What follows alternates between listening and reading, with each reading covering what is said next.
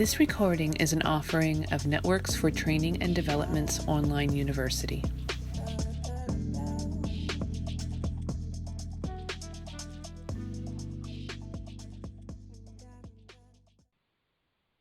Well, hi, and welcome to the monthly Healing Circle call here at Networks for Training and Development.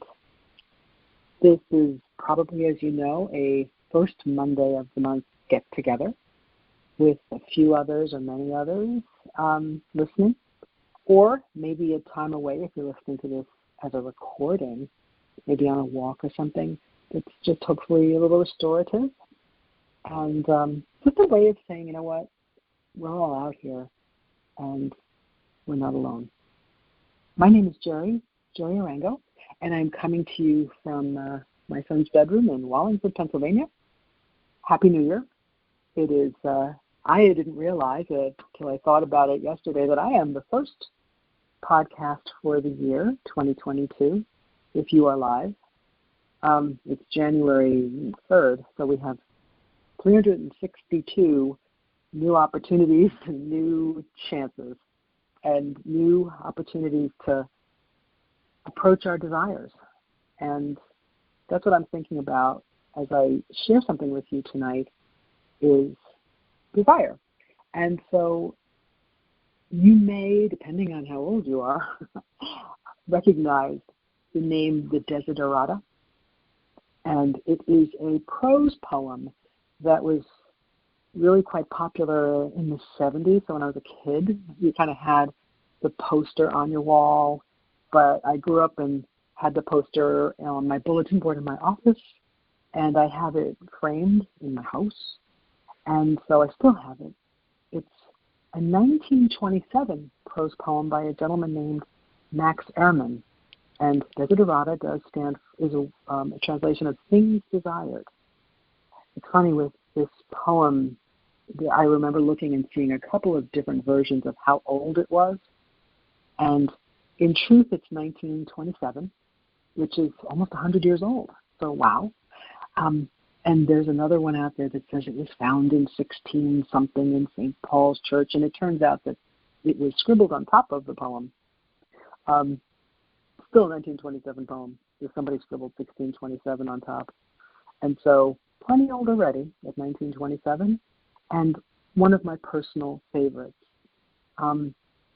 What I'd like to do with this little poem is to first read it to you straight, and maybe you'll say to yourself, oh, I do know that one, or maybe not, and I hope you'll enjoy it just to listen. And then the second go-around, what I'd like to do is to try to read it in first person. I'm going to try to remember to say I, and especially address some of the spots in this poem that speak to me. And different parts of the poem have spoken to me, different parts of my life. So as I read it tonight, it's different to what I would have maybe spoken about 10 years ago. But still things that I desire. And then I want to leave a little space for you and give you some time to think about how your desire, things you want, especially in this new year. So, without further ado, the Desiderata. Go placidly amid the noise and haste, and remember what peace there may be in silence. As far as possible, without surrender, be on good terms with all persons. Speak your truth quietly and clearly, and listen to others, even to the dull and ignorant. They too have their story. Avoid loud and aggressive persons. They are vexatious to the spirit. If you compare yourself with others, you may become vain or bitter, for always there will be greater and lesser persons than yourself. Enjoy your achievements as well as your plans. Keep interested in your own career, however humble. It is a real possession in the changing fortunes of time. Exercise caution in your business affairs, for the world is full of trickery. But let this not blind you to what virtue there is. Many persons strive for high ideals, and everywhere life is full of heroism. Be yourself. Especially do not feign affection. Neither be cynical about love, for in the face of all aridity and disenchantment, it is as perennial as the grass. Take kindly the counsel of the years, gracefully surrendering the things of youth. Nurture strength of spirit to shield you in sudden misfortune. But do not distress yourself with dark imaginings. Many fears are born of fatigue and loneliness. Beyond a wholesome discipline, be gentle with yourself. You are a child of the universe. No less than the trees and the stars, you have a right to be here. And whether or not it is clear to you, no doubt the universe is unfolding as it should. Therefore, be at peace with God, whatever you conceive God to be. And whatever your labors and aspirations in the noisy confusion of life, keep peace in your soul. With all its sham, drudgery, and broken dreams, it is still a beautiful world. Be cheerful, strive to be happy. So, this second read, I'm going to put a couple of my own thoughts in and give you a little space to maybe listen for or feel what resonates with you. And if nothing does, maybe just enjoy the silence and see if something pops up. I don't know. But here we go again. And this time I'm going to talk to myself. Gerry, go placidly amid the noise and the haste, and remember what peace there may be in silence. I've heard of something called the monkey mind, which to me is my mind. I love the idea of approaching silence, and I struggle with it mightily.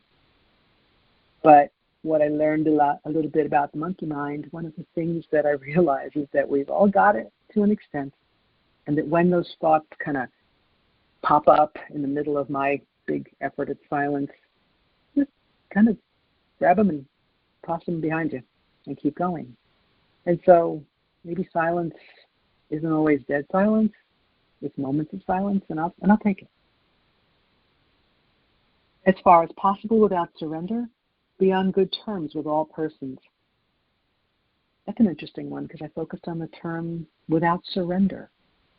And I think the best good terms with people are those where you really feel like you aren't surrendering, that you're sort of just being who you are and that you're not compromising.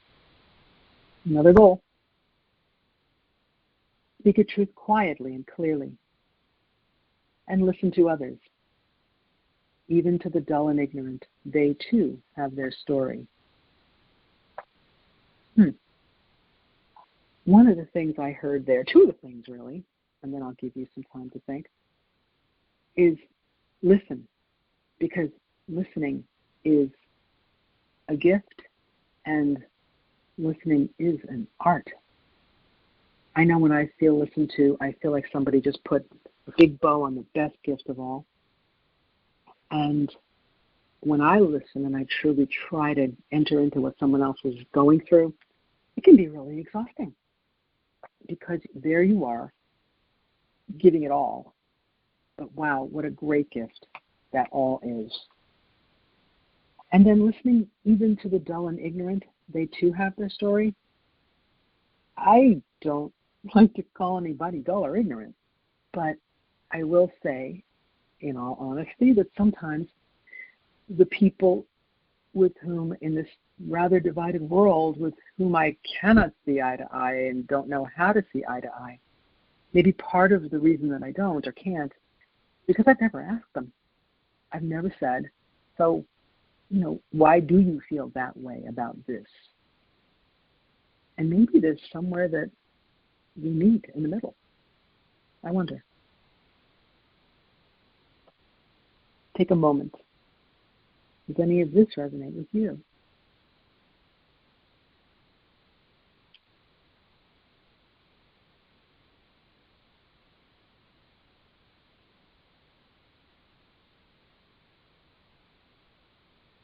Let's keep going. Avoid loud and aggressive persons. They are vexatious to the spirit. If you compare yourself with others, You may become vain or bitter. For always there will be greater or lesser persons than yourself. I'm going to rephrase that. If I compare myself with others, I may become vain or bitter. For always there will be greater and lesser persons than myself. I know there was a period in my life where we were really struggling in my house, and I would get on Facebook, and I would see what a great time everybody else was having. And I would do something I heard succinctly called compare and despair. And compare and despair isn't fair, because when I post things, I don't post every single day of my life. I post the fun stuff. Do not believe that I have fun every minute of the day like Facebook makes me look. So maybe that's something I should lose, that idea of comparing, because compare leads to despair for me. Enjoy your achievements as well as your plans. Keep interested in your own career, Gerry, however humble. It is a real possession in the changing fortunes of time. I'm going to go back to enjoy my achievements. Enjoy my achievements as well as my plans. There's something funny about the big thing we plan for. Every big thing I've ever planned for, maybe this sounds familiar to you as well. The big thing I actually plan for lasts maybe 2 or 3 hours. A wedding, my daughter's in the Navy, a big deployment party, a christening, all kinds of things that last a couple of hours. But the planning that goes into them can be weeks, months of prep, weeks and months of just, picking and choosing and deciding and, doing all kinds of things that really are what I remember more than the events themselves. Because when I'm in the event, there I am in the event, making sure everything's going right, and I tend to not remember it after the fact. But what I do remember is everything I did to make it happen. That's a clear memory. And I think that says to me that the joy might really be in the journey. That it's not about the catch, it's about the chase. And sometimes taking a moment to say, wow, I'm creating something wonderful here, really can make the whole thing just that much more beautiful, because I can enjoy my achievement, but I can remember my plans. How about you?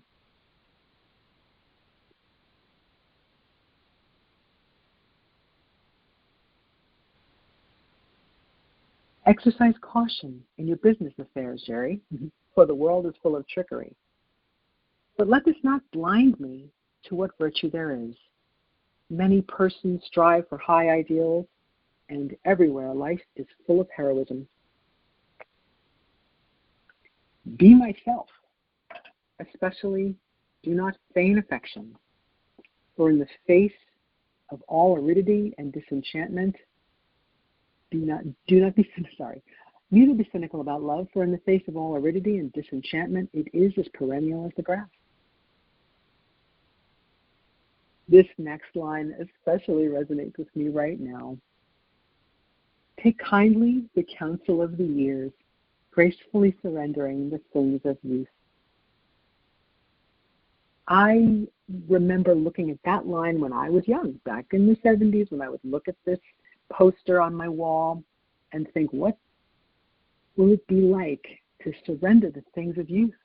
My youth.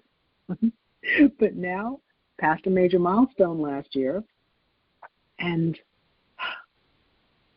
I thought about the surrendering of the things of youth and how to gracefully surrender them.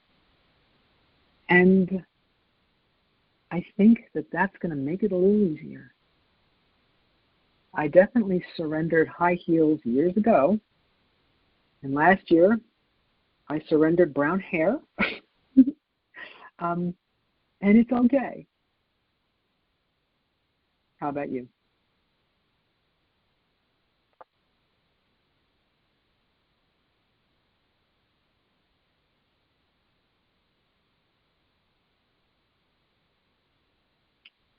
I'll nurture strength of spirit to shield me in sudden misfortune, but I won't distress myself with dark imaginings.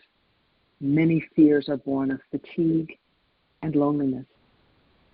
And we can insert COVID all through that, can't we? Sudden misfortune and strength of spirit. Just not to distress ourselves with dark imaginings. What do we do in a world where we're not sure what to imagine? We have to figure out what we're going to imagine. And so many fears are born of fatigue. And they've already named it COVID fatigue and loneliness. So I wish us all that strength of spirit, Beyond a wholesome discipline, to be gentle with myself. I'm a child of the universe. No less than the trees and the stars, I have a right to be here. Let's take a moment. How about you?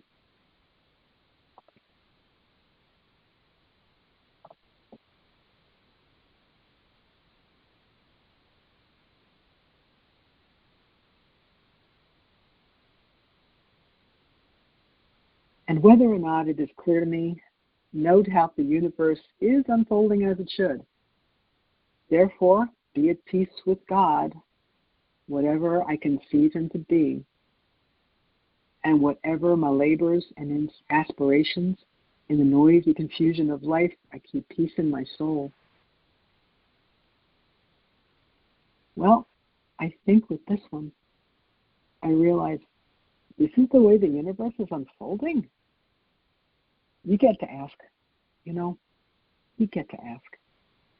But I think one of the things is, what do I do with that?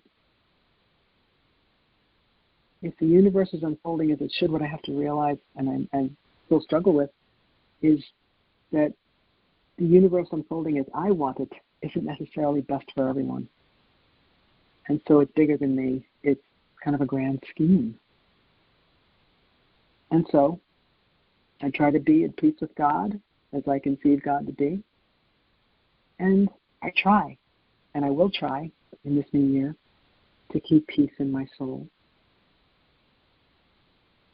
And finally, with all its sham, drudgery, and broken dreams, it is still a beautiful world.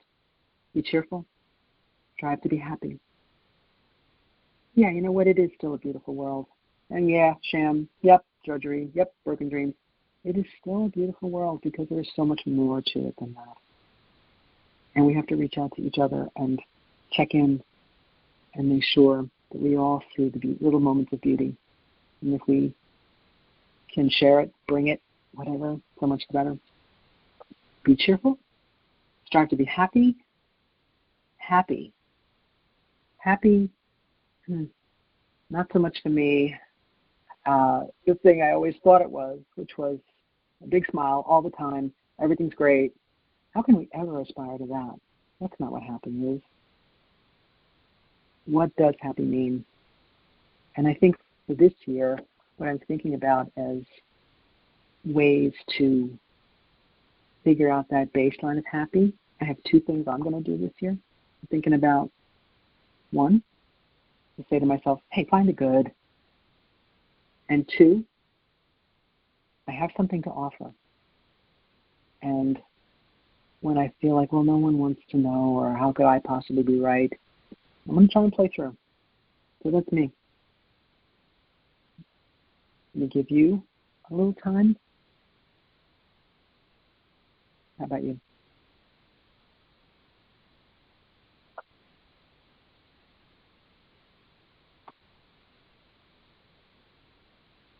Well, that's my little share for this evening. I hope you enjoyed it. Again, it's one of my personal favorites. And as we close tonight, I wish you peace. I wish you a happy and healthy new year. And I thank you for stopping by for this Network's Healing Circle call. Remember that we offer these calls on the first Monday of every month at 8 o'clock Eastern Time. And if you aren't listening live or you want to listen to this again, come back and it'll be on Network's site, and it is in podcast. And we got about 4 years of lovely podcasts, lovely thoughts, lovely shares from all sorts of people from all walks of life who are friends of networks like me. Thank you. Thank you for listening. We hope the information provided was helpful. Don't forget to stop by our website and take advantage of all we have to offer.